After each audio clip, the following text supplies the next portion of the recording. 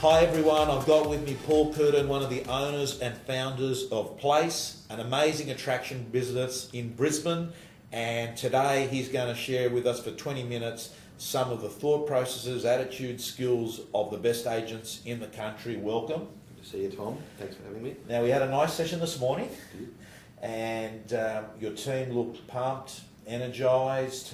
There's a culture, a DNA of this place that is all about results and running an attraction business. Tell the viewers out there, there's about 14,000 agents out there that watch these weekly videos, what is Place and how does Paul Curtin fit into Place? Yeah, good. Look, Place is it's a real estate business. It's primarily there for the sale of mums and dads' houses. It's an everyday brand, but we have other divisions like our property management and our projects, our finance divisions, which we enjoy those extra platforms. We have 13 offices, Tom, of which we own and operate 4 of those, which are retail fronts, plus our projects, plus our property management. We have partners in our finance business, and then we have 7 running under franchise, predominantly southeast Queensland, a couple on the coast, and then predominantly in that greater Brisbane network. When was Place formed? 2002. Okay, and you were a salesperson for how long before 2002? When did you get into real estate? So I got in 1997. So yeah. My business partners today is Damien Hackett, Sarah Bushell and Judy Goodyear. Yeah. Sarah and I joined Damien Hackett in 1997 as 19, 20-year-old salespeople. Yeah. We chipped away for those first 2 or 3 years, had some good success in the PRD group, and there was a synergy and an alignment between Damien, Sarah and myself, and we sat down, probably in 2000, 2001, started writing a blueprint for how we perhaps saw real estate evolving, and some paradigm shifts that were perhaps coming, and we joined forces and created Place, and I guess that growth that we spoke about earlier is what's come of that. And Jude joined us in about 2008, which has been a great addition to our business. Were you a good salesman? Oh, look, I think Sarah and I we were fierce competitors, but we were best of friends as well. And if I look back on the numbers, I think in our final year in the PRD group, where we were, fee riders, where our performance was tracked, we both wrote $1 million in fees, and that put us in the top 2 or 3 agents nationally with PRD at the time. Okay. Yeah. So, and writing $1 million then was harder than $1 million now because prices have gone up, commissions have gone up. It's a more common thing. So that was a good effort. Paul, because most of the people that watch these videos are salespeople that are writing around 300,000, 400,000, and they're sitting there and they want to go to the next level. What are some of the characteristics and behaviours you've noticed about people now that you're an owner and you have a helicopter view? What are some of the characteristics of top $1 million writers? It's interesting, Tom, because I spoke at a conference last week where I was asked the question, do you still sell? And absolutely, I still sell. I still list and sell real estate, but I think in you use that word umbrella view, the way that I sell is in many facets, be it to my salespeople, be it to owners, be it to the industry, to people like yourself, and I love that. I love that cross-section. But I think if you fundamentally come in and had a level of success in real estate, it's because you were good in sales. And a lot of what I talk to my team about, and I run our Bulimba office in conjunction with my other Place responsibilities, and I do enjoy training. I do enjoy getting up in front of my team, demonstrating how I believe it can be done to be successful. And if I look at even that first 12 months when I was 19 in 1997, and people like Damien and other mentors and trainers that I was exposed to in those days, what they spoke about 14, 15, 16 years ago is, I think, fundamentally not much different than what we talk about today. Yes, there's refinement. Yes, our industry has had 2 or 3 paradigm shifts in the way we use technology, and just it's such an exciting business to be part of. But if we come back to the base principle, and the language that you used this morning at our training session was just so accurate. It's that forward of the line activity versus the behind the line. The forward of the line is that fun part of our industry when we've got the listing, when we've got the marketing, when we're going to auction, but it's those behind the line activities that not everyone's prepared to do. It's the part that makes our industry, if it has a level of challenge, is what makes it challenging. And I think that's where the dropout factor is. So, and when I'm talking to any of my salespeople, whether they're new to the industry, whether they're less than 200,000, less than 500,000, a top fee rider who's been on a holiday and has some low stock levels, it all comes back to those base fundamentals, that before the line activity. And again, I go back to even that first month, 6 months of my own career. I remember at that stage the business we worked for, we had one for rent sign in the suburb, and that was my patch, and I had to go out there and try and create a market share. Now, it's a pretty simple philosophy, isn't it? The only way you're going to do that is by seeing the people. And I guess you can connect with the people in probably 7 or 8 different ways, and I don't think in 16 odd years that's ever changed. Be it picking up the phone, be it sending a letter, be it personal marketing, having just regular contact with the marketplace. And I know we've made it a more sophisticated environment today, but the base fundamentals do not change. And I look at guys come into the industry, 2 people could start, both likeable people, both great attitudes, both full of energy. One succeeds, one doesn't. And the reason one succeeds is because they were prepared for a good couple of years to work on those base fundamentals of just doing some hard work. And, I've got some top behaviours that I focus on, that I've personally demonstrated, that I still believe in today, and I guess I train on. And the number one behaviour for me is physically hours in the field, like actually doing work, and you can't avoid that. You can't get away from it. Okay, so that's gold. Press the pause button, reflect on it.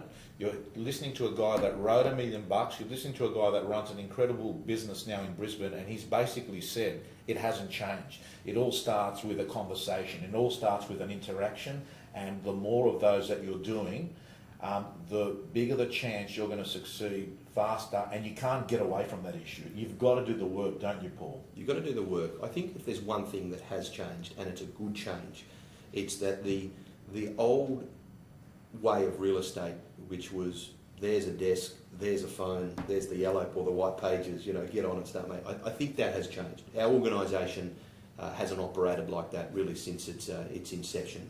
And what I mean, Tom, is that I think if you bring someone talented into your industry and you throw them out to sort of the masses, I think you are setting that person up for failure. Right. Amazing people will fight through that and become successful, but I think talented people can become jaded too soon. So for me, if I look at some of the successful people in our group, they're people that we've put amazing training into, amazing mentoring into, and importantly, we've partnered them up or put them with someone who is doing well, someone who's walked their walk, and they can be part of it. My number one word for real estate agents, be it whether they're new, whether they're a rising star trying to get to that next level, or whether they're established, is leverage. Right. And when agents can really understand that the secret for success in this business is leverage, then I think the light just turns on and shines bright. Now, your industry or our industry, which is newspapers and print media, that's the number one way of getting leverage. You put ads in the paper, you'll get more people through open houses, you'll get more calls, you'll have a better success rate with your sales, and the amount of people you will have to follow up through natural attrition of that will be high. But if you bring it back to those newer performers or those sub 500s or sub 300s, I accept that some of those people don't have the profile at this stage in their career in the paper. So their leverage needs to be focused around, again, some of those things I spoke about earlier, the real core basics of calling the neighbours, walking the streets, introducing themselves, going and talking to local business owners about their new listing, stuff that the man on the street can identify that Tom Panos, the agent, is busy, and because they're not seeing him in the paper yet, they can see that he's growing up the curve, and that's how you get business. If you're new to the industry, Tom, you go up to, I reckon, 10 top performers who are stressed out of their head, they've got more than they can look after, and say, hey, can I make a dozen calls around your listings? I reckon 10 out of 10 will say yes. You share the spoils. Give people an opportunity. Okay, so again, golden moments there. I think you've got a really good way of dumbing down a subject and making it very easy for people to understand. And Paul, you've summed it up when you've said that you've got a new group of younger agents coming in, and they want to start getting the business like the more experienced attraction agents. They don't want to do the stuff that needs to get them to get listings, and then they've got marketing, and then they can actually have momentum and spin off that. what they want to do is actually get to that without doing the work. What you're saying is, in the early stages of your career, you will be doing prospecting, you will be networking, you'll be meeting people, and that one day your model will change in business, and that what will happen is you'll have brand, and you'll have open houses, and you'll have big ads, and people will start calling you in. Absolutely. I mean, you made the comment earlier that success is one of the roads to failure, and you gave us your own personal example. And I see that so often with real estate agents that are naturally talented. They do get some wind in their sails early. They rise the ranks, and we're part of that. We're probably part of the problem in many ways, because we're acknowledging them and we're building them up and we're putting them on the stage. And there's nothing wrong with doing that, but I think it is a natural phenomenon. It's perhaps unavoidable for some agents that once they get that early rise, there's a feeling that it will just occur. But I really believe, as a real estate agent, whilst you can create success in a couple of years, I think it's more like a 4, 5, 6 year sort of journey before you really have deep established roots into your business community. I mean, we've all seen someone come in for 5 minutes. They think, gee, where's this guy come from? They've got signs everywhere, and then all of a sudden they're gone. Yeah. So as quickly as they came, they went. And maybe that's their sort of personality. Yeah. But you look at those agents that have been in the market for 5, 10 years, and if they really start recommunicating with their database and the people that they've done business with, it's massive. It's interesting how we talk about our volume of sale. Like, if an agent does $500,000 in fees, if you're getting 2.5%, that would be like doing $20 million in sales. If you do that over 5 years, that's $100 million worth of clients. But I actually think it's $2 million worth of clients, $200 million worth of clients, because for every deal there's a buyer and a seller. So essentially the deal is valued. So from a database point of view or a real estate bank point of view, it's doubled. And we spend so much time going out there and trying to make contact with people that we've never met before, where we've got all of these people that we've actually done business with. And you can go to every trainer, every coach, you can listen to them all, and they will all have a similar train of thought of those basic fundamentals that we need to do as agents. But again, I think you summarised it beautifully earlier.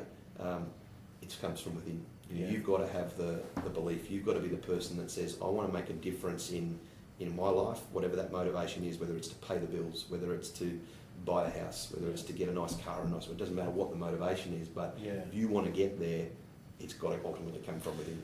So, Paul, one of the things we talk about is that in real estate training, you can show someone what to do, you can show them how to do it, and that's the easy bit. It's the wanting to do it. Correct. Are people born that way? When you look at your salespeople that are successful and they've got a big why, a big want, are they born that way, or do they somewhere along the way become hungry? What's your view? Yeah, look, personality. I mean, as I've got older and you see clients that you dealt with when you were 20, and now that you're closer to 40 and they're sort of going through life challenges, be it death, divorce, whatever, you certainly look at life more globally than you ever have, and that why question does come up. I think there's no question there's a percentage of people that are born on this planet to be what they are, whether they're a doctor, a lawyer, or a real estate sort of salesperson. But I think we've also seen inside our group maybe some agents that were less stereotypical. They weren't your cliche person who was going to go through and be a flying salesperson, but because they're good human beings. And I think that's the number one test. If you're a good human being and you can go out there and do good in the community, and you do put one foot in front of the other, you can be successful in this business. Maybe those people won't be $1 million fee writers, but you know what? You write $400,000, $500,000, $600,000 in this industry, and you take on average half the spoils. Give me 5 jobs where you can go and get that tomorrow. Paul, databasing to you. What's databasing mean to you, and what's being a good database agent mean to you? Yeah, look, we're like all businesses where we have our CRM program, and we put lots of hours into refining it, and we have our database champion, and it's an important part of what we do. And I guess again, there's not a conference you don't go to at the moment where someone will refer to, in the future we won't have access to data because of privacy rules. So it's so important that as businesses and as agents that we are capturing as much data as we can on every given day, because they're the people by law that probably in the future will be able to contact. I think then how an agent chooses to use their database, and obviously the side of that where we send out e-newsletters that might have this lead alert sort of tracking and, you know, that says, you know, such and such has opened your email 2 or 3 times. But how we use that so that it's impactful with our potential clients or our current clients without annoying them is also part of the balance. Right. But I think one thing, and again, come back to base fundamentals. So with the technology emergence that we've had, which does make real estate a more exciting and more, you know, everything than perhaps it was back in 1997. Like when I sat at my desk in 1997, it was the old Telstra Brown, you know, big heavy commander phone, you know, like doing bicep curls. And there was no, you know, computer on the desk. There was one shared computer with like discs for data. And so to think about in such a really short period of time where that's gone. But again, come back to base fundamentals. If I go to you know, my PA or an agent support person and say, hey, can you just print me out in an Excel spreadsheet the last year's transactions that we've done as a business? Like, and talk about clean data. The trust account data is clean data, isn't it? Because you know, every bit of data that goes in the trust account is all perfect. And as a principal even, I get that clean data and I sit there with a phone and I just start ringing those people and say, hey, thanks for doing business with Place. How did such and such look after you? I could do that as a business owner. You bring that back down as an individual agent. You go and print off your last 3 or 4 years of sales. Just that's all you do purely from that clean data. And if that was all you did, is that going to make a difference? Absolutely. You know. So we do try and get involved in these things that autopilot us and make our business, you know, a little bit more, I guess, you know, auto than maybe once was. And I think those are great tools, but never gets away from those core fundamentals of let's just ring someone. Let's just ring someone. So if you're a little bit confused about what to do at the end of this video, I think Paul's given us a good tip or a thing to do this today, and that is just contact everyone that's bought a house off you in the last 3 or 4 years and make a call. Don't expect that you're going to list them. Make it a call. It's a relationship call. That's step number 1. I think that beats going out and knocking on some cold door knocking. Absolutely. And you know the script. I mean, I'm a wordy person. I mean, I probably say less today than I did when I was 19 because you're trying to play catch up. But you know, I'm someone that likes to talk and use my hands. But you know, when I ring someone that I haven't spoken to for some time, I really think less is more. Less is more in that situation. Right. You know, Tom, Paul Curtin, how are you? You know, it's 18 months since you bought that property. I know we haven't spoken, but I just thought it was an overdue time to give you a call and just to give you a bit of an update on things that are happening out there. How have you been? Like, it's really simple. I mean, it would take a pretty extreme person to say, hey, Tom, I really, you know, I don't want you on my phone. I can't believe you haven't rung me in 18 months. I'd say out of 100 people, no one would do that, you know. So, Paul, we don't need a script writer. We don't need a script writer. I mean, this is just, you know, this is actually just more doing and less preparing and less thinking about it. Just actually do the call. Make the call. If there's a change, again, like I think you go back to early 2000s training courses, you know, around the country, it was very script-centric. So we were coming from this sort of old language of real estate to this new language, and it was this, you know, go out there and use these sophisticated scripts. But, you know, for me, as quickly as they came in and had some merit, they've almost gone back out, Tom. Yeah.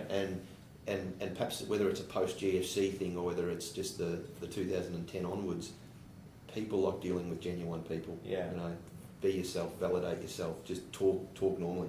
Doesn't mean you can't add flair, doesn't mean you can't show your salesmanship, all of those things, but it's got to be like it's, you know, it's like a mixing bowl of your talents, and that's where I've always said, like if you talk about a cliche, as an agent, we have to think of ourselves as someone that does have a tool belt of ideas on. Yeah. And the way we approach different situations is, I think, what determines ultimately how successful we're going to be. And that example of, you know, maybe ringing someone that you haven't spoken to for a couple of years, it's about getting the tempo right and letting them engage you. Yeah, okay, so authenticity, don't come across as being a scripted robot, be a human being, just having contact is 90% of the battle, and what actually comes out of your mouth is probably not that important. Paul, I want to ask you, if you were meeting Paul Curtin in 97 for his first day in real estate, what would Paul Curtin today say to Paul Curtin in 1997? What 3 pieces of advice would you give Paul Curtin back in 97? put some weight on, get a good suit. What about that car you're driving? Look, it's interesting. If I reflect on the Paul Curtin in 1997, the one thing that I would find very difficult to replicate today, sort of coming on 20 years since then, is the raw energy and enthusiasm that you have back in that time, and that shouldn't be something that's underestimated. I remember my first 2 sales were 2 bits of stock that had been sitting on the office books for like a year. They were sort of friends of Damien's, and maybe he deemed them unsellable. And I, from rough memory, I had them sold within 4 or 8 weeks, purely because I probably rewrote the ad, took some fresh photos, stuck them in the old window or whatever we used to do, and it was all pretty basic. But I would have, maybe I put a classified in the paper and threw an open house, and they sell. So the reason those properties sold wasn't because of skills and ability; it was just energy and enthusiasm. So, again, I look back and I'm so fortunate that I went into a real estate office at the time, albeit it was a small scale, that did have good leadership, did have good mentoring, did give me an exposure to training.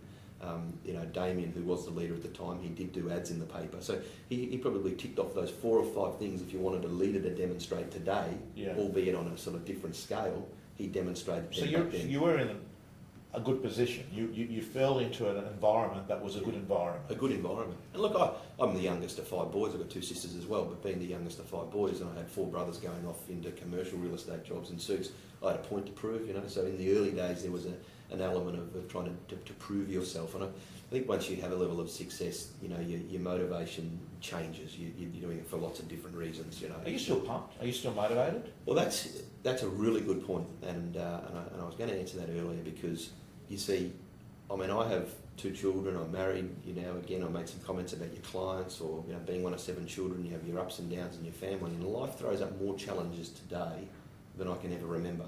I think that's in part because you have more responsibility and you've been on the planet longer.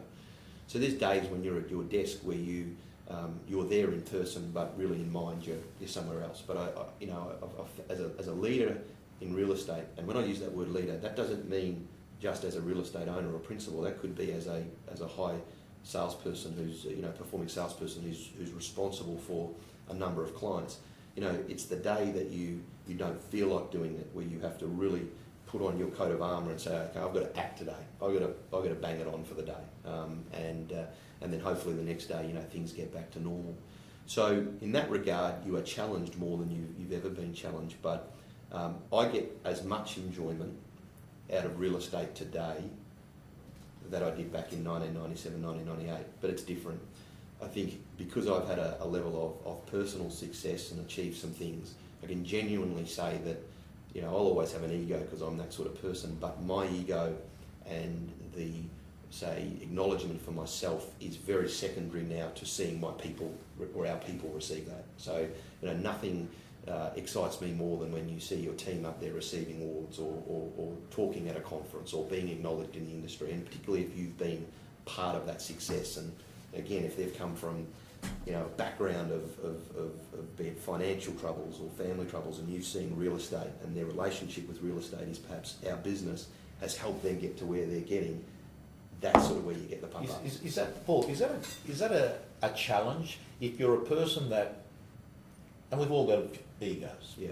If you're a person that's that's been a solo operator, that's been a good person, that's operated as a sales producer, that all of a sudden you're not the person up on the stage. You're not the hero. You are not Sonny Bill Williams anymore, because you're behind the scenes making people feel terrific about themselves, building a world-class business. Is that a difficult thing to transition to make? I think that's a person-to-person thing, but I think maybe if I can answer it in a slightly different way, I do think what happens sometimes when a salesperson isn't in complete control of their destiny, i.e. they might have got involved in business ownership, when things don't start going the way that they thought it would go, it's very easy to start playing the blame game, start sort of pointing the fingers at other. And I've been guilty of that. Like, I know in my early days we had some real challenges in our business and you're looking around for others to blame, but what you realise really quickly is that, hang on, you're the man in charge, or you're in charge with others, you're the only person that can sort this out. So you've got to get over that emotion pretty quickly, and you've got to realise that it is It is through your leadership. It's more about your team and less about you, because that's the role that you've chosen. And if you want it to be all about you, and you want it to be all about winning personal awards, and that's fine. But that's where probably being a salesperson is where you should stay. Right. You know, and I think, hey, people shouldn't underestimate being a top producing salesperson is one of the great luxuries in this country. You know, again, you write 300, 400, 500, 600, and some of those agents that write 1 million, 1.5, the sort of office that you've got to run to replicate that income and the challenges that come with it and the human resource that comes with it, you're taking on a big journey, you know. So I'm really hoping people sort of mentally brain tattoo that comment, because Paul, I have a lot of people that make right 500 in GCI, yeah. so they're making roughly half of it, Yeah. and they can't help but think to themselves, I'm giving away 250 grand here. That should be mine. I shouldn't be splitting it because it's all about me. And they think, in fact, I'd have a few more properties under management. I could be making $700,000-800,000, plus I'll be able to call myself an owner. So I've got bragging rights in social situations. And what actually happens, Paul, is they get caught up and they get into business and they start filling out tax returns and insurance forms, and they start having staff issues. And one day they look in the computer and it reflects back and they think, this is not what I signed up for. I signed up because I was a really good salesperson, but I'm actually not talking to vendors or buyers anymore. And that seems to happen around Australia. So you do believe that certain people shouldn't be business owners? Well, I think everyone's got to make that call, but you know, if you ask to vote on certain people, you might have your view. And I think that, again, people like myself and other you know, leaders in the real estate community, be it franchises or bigger independent groups, we have a level of responsibility probably not to prey on the emotions of some of those people just to fill a void or fill an office that looks good on our corporate dossier that, hey, we've now got another office, because sometimes you're setting up those people for disaster. And it's pretty easy to lose $1 million out the back door in a real estate office, and that could be someone's wealth. So, now look, I think the individual's got to choose. But if again, if you enjoy the personal acknowledgement and you enjoy it being all about you, and you don't feel like you want to sort of manage people, then that's probably a warning sign. Hey, stick with what I'm doing. But if you love that interface of and we need more leaders in the industry. We need more good people opening offices, because people want to work for those people as well. So if you feel you are a leader of people and you can, you know, have a fair bit of weight on your shoulders, and you want to deal with all the things that sort of owning a real estate office kicks up, and you know, if you're in doubt of what that is, give me a call and come and have a coffee, and I'll enlighten you within 30 minutes. And if you walk away from that conversation and say, hey, that's what I'm looking for, well, then we need you to do that. You know? So it's just what you want to do. Well, I've got to say, Paul, I've had a long-term relationship. I think, in fact, with you guys, one of my first times that I spoke was at your conference, you know, many years ago, and I've seen where we talk about people that have got spur of the moment, good year, bad year. You guys have been sustainable, long-term, a business driven on process, not so much on, you know, just relying on energy to get you through. I want to thank you for your 20 minutes, 25 minutes today. One piece of advice, final advice that you'd give to a viewer, biggest tip that you'll give them. Yeah, I think, thanks Tom, and thank you. It's been good to have a chat. My final bit of advice would be probably where we started today's interview, that you know, if you look at your business right now in September, October, which is arguably the busiest period of the year, whether you're sailing high, whether you're building up the ranks, or whether you're starting, is that word leverage. Look around you in your market, look around you within your office, and say, where can I get some leverage out in the marketplace to go and make contact with people that are half aware of who we are or who I could be. And then it just becomes a volumetric base of the more contact that I have with the market, the more likely I am to get involved. And if you're in a good environment, you should have some people around you that can assist you in communicating at an effective level. Paul Curtin, thank you so much. Thank you, Doctor. Beautiful.